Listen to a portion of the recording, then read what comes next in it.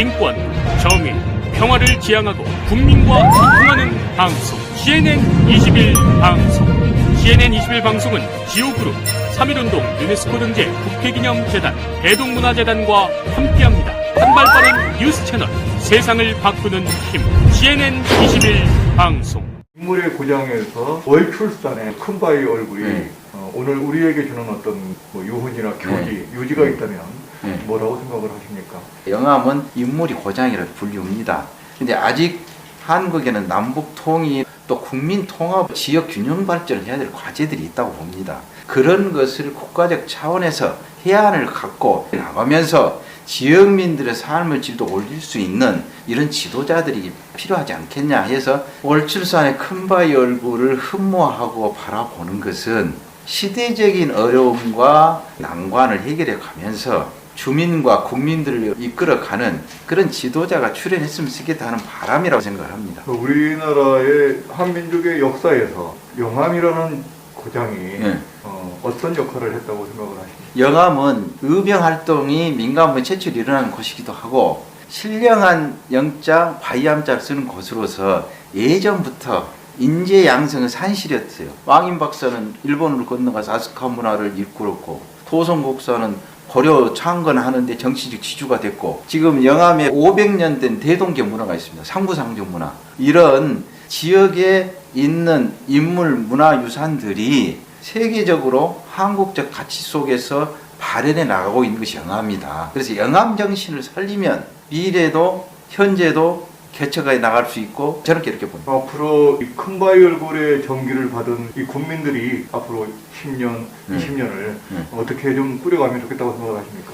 영암은 다른 지역에 비해서 비교의 경쟁 자원이 많은 곳입니다. 영암에는 국립공원 월출산이 있죠. 또 주저리 사해 갖고 흘러가는 영산강이 있죠.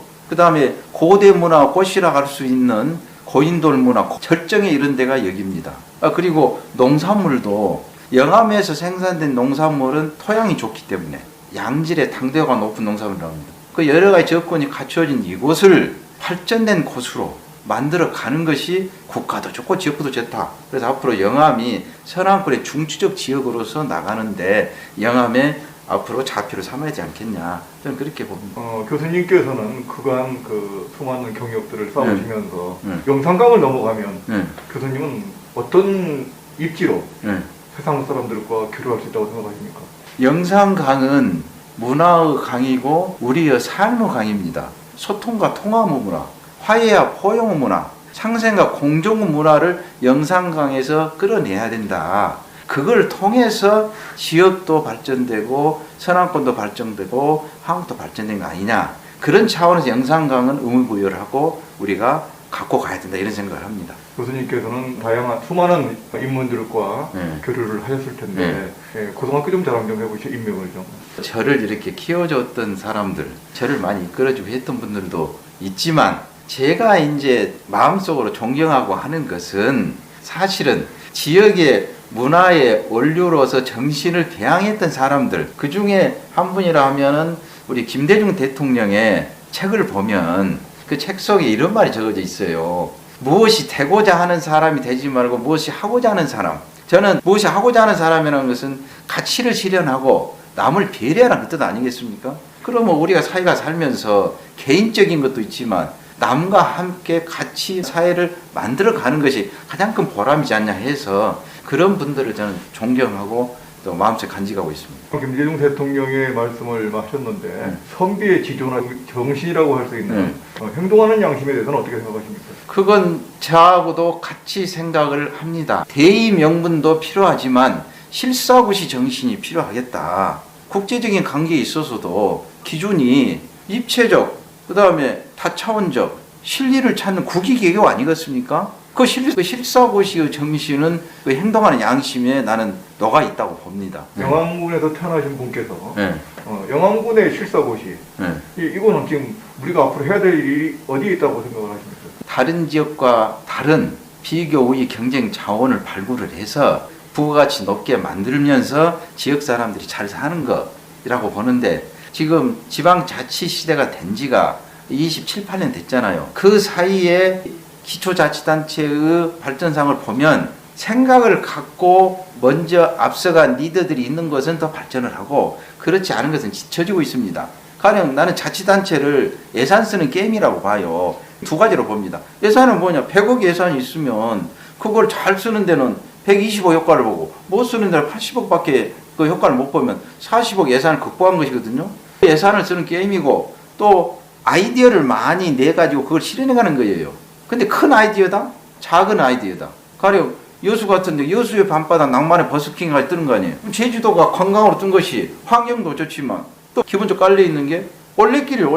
올레길이 연간 100만에서 150만이 와요. 기본으로. 올레길은 돈 드냐? 돈이 드는 것이 아니다 이거죠. 그래서 그런 지역에 있는 아이디어를 잘 발굴하고 옷을 입히고 예산을 효율적으로 쓸 수 있는 그런 시대로 지방자치는 가야 된다 이렇게 봅니다. 그 교수님이 지금 걸어오신 이력을 보면 그 발자취가 대한민국 의대를 가셔도 이게 엄청난 경쟁력을 갖고 계신 분이란 말이죠. 다른 어떤 지자체 출마 예상자들보다도 나만의 강점은 바로 이런 거다라고 한번 좀 자랑을 좀 해보시죠. 저의 강점은 우선 그 행정을 할 수 있는 전문가들이 속에 있다고 저는 봅니다.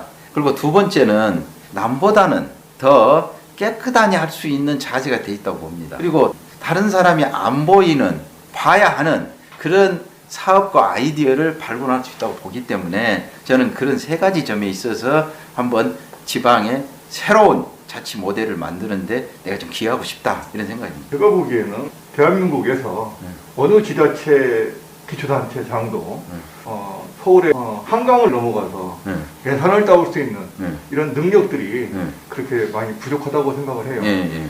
교수님께서는 한강을 넘어가면 나는 이런 일을 할 수 있지 않을까 생각을 해봅니다. 사실 한강 넘어가서 무엇을 해야 되냐. 실제로 지역에 필요한 예산과 프로젝트 아니겠어요? 그 예산과 프로젝트를 경쟁 있게 만드는 능력이 있어야 됩니다. 전남이 어렵잖아요. 17개 시도 중에. 전남 중에서도 이쪽 서풍이 제일 어려워요. 그러면 우리가 발전의 아이디어나 프로젝트를 낼 때 그냥 우리가 못 사니까 해달라? 나는 그건 시대는 같다고 봐요. 우리가 이것을 하면 지역도 좋고 국가 발전도 된다. 이런 큰 틀에서 프레임에서 접근하면 나는 안 될 일 없다고 봐요. 예산이나 사업이나 상당히 할 수 있는 여건은 된데 그걸 만들어가는 능력, 그 다음 필요한 게 이제 인적 인프라겠죠. 근데 인적 인프라는 저는 갖추고 있다고 봅니다. 왜냐하면 제가 중앙부처에 근무를 하고 또 고시 선후배도 있고 그래서 같이 논의해서 할 수 있도록 해 나가는 그런 일을 좀 해야 되겠다 이런 생각을 갖습니다. 금년이 검은 호랑이 해라합니다. 호랑이는 용맹하고 독립심이 강하고 또 지혜가 발달된 동물입니다. 우리 영암이 역사 이래로 중요한 때에 중요한 역할을 해왔듯이 지금은 혼돈의 시대가 접고 새로운 소통과 통합 시대, 화해와 포용의 시대, 상생과 공존의 시대를 가야 할 순간입니다. 우리 역사적으로 보더라도 민주화 시대, 산업화 시대, 주민복지의 시대를 거쳐서 이제는 신뢰의 사회, 한 단계 더 업돼야 될 사회. 작년에 사실은 유엔에서 한국을 선진국으로 공식 선언했습니다. 선진국이 되려면 외형의 원만 갖고는 안 되고 내부적인 마음과 정신과 지혜도 같이 가야 된다고 봅니다. 그래서 그렇게 만들어 가는데 국민 여러분과 함께 저하고 함께 월출산 기적을 만들고 영암이 전국 자치단체의 모델이 돼서 부러워하는 곳으로 만드는데 같이 좀 동참하고 같이 해보고 싶은 생각을 갖고 있습니다. 도와주십시오. 열심히 해보겠습니다.